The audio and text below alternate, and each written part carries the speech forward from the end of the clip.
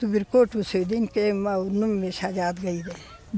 داسې تکلیف و چې توپونه به لګېده، غواګانې رانه په کوټو کې پاتې شوې، مړې شوې او خوار و زار. او په 15مه په روژې نهر نهور رالو او په ځان خبر نه شو چې زوی په کوم طرف لاړه او لور په کوم طرف لاړه، خو خپل ځانونه مو راویستل او رالو. په دې ځای کې دا ماشومان چینګېږي، دونه پیسه نشته چې دې وړو له ورکړو او میوه راوړو او پرې راوغولوو.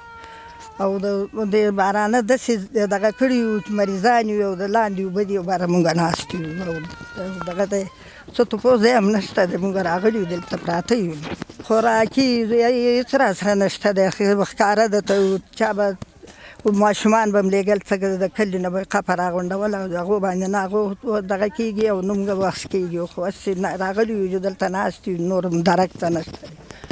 کور پاتې، غواګانې رانه په کوټو کې پاتې شوې، سوسۍ رانه په موږو پاتې شوې. مونږ خالي خپل ځان دې تن جامو سره دا چا نه م دا خټې راغونډ کړو، نو دا ماشومان پرې را دغه کوو.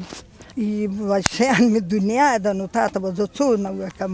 دغه دی دنیا واړه دي، ماشومان دي، چېت نه څه لیکلي دي. 5 راسره اوس دلته دي او نور در په در راته پاتې دي. نو څه خبرې وم چې یي به کو نه به یي، غواګانې به کومه ژوندۍ کو نه یي، خو خالي دې اغوستو جامو سره، صندوق هم نه دی اغوستی چې دې صندوق به ته لاس کړی وی.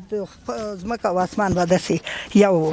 ډېر کور به مې جوړ کړی و او خپلې غوا بېزې به مې خرڅې کړلې او کور به مې پرې جوړاوه او غوا او بېزې به مې خرڅې کړلې او دغه به مې پرې کاوه. هم دا خپل ژوند به مې کاوه که نه، باچایي مې جوړه کړه که نه. دا کوټه د دې شوه، دا کوټه د دې شوه، دا د تشناب شو، دا د غواګۍ شو، دا د دغه شو، دا مې جوړې کړلې. الله دا دې ته اوس پاتې یم، څه چې کېږي به هر څه. دا د غاړې ګنډی دا خدای چې دا مې پردي راغونډ کړي دي، دا شیونه مې راغوښتي دي. مونږ دغه ځیګي نه د غاړې ګنډۍ نه بېل څه نشته دی.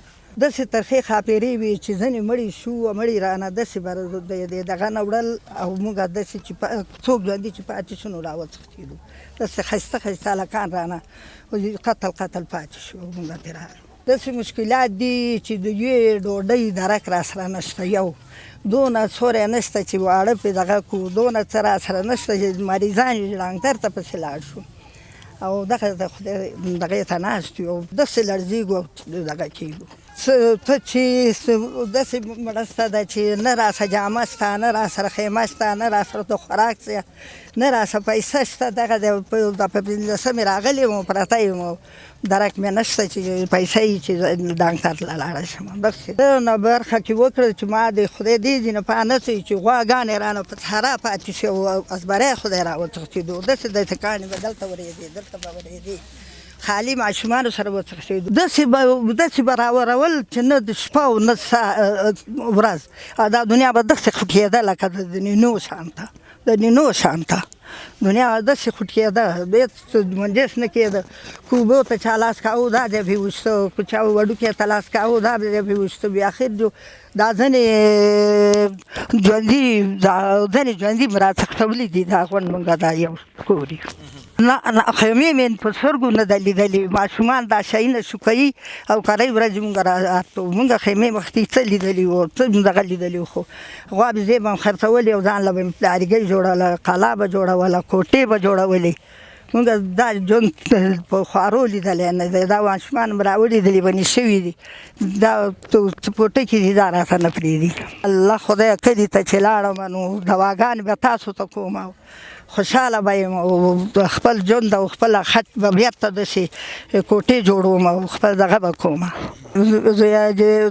د خیمې مرسته، جامه راسره نشته، خرڅ خوراک راسره نشته، یوه پیسه راسره نشته چې زه پرې ډاکټر ته ماشوم ویسمه. ماشومان راته مریضان شو، خټو کې وپړقېده هغه ماشومان راته دغه شو. ډېر کلونو کې 8 لکه روپو باندې به مې یوه قلا جوړوله. هغه رانه دغسې پاتې شو، دغسې وښکلی شو. خبر نه یو چې دا ډونګه به مانګه پاتې شي او مومو به کو نه به مومو، دغسې خټو کې پاتې دي. مونږ چې راغلي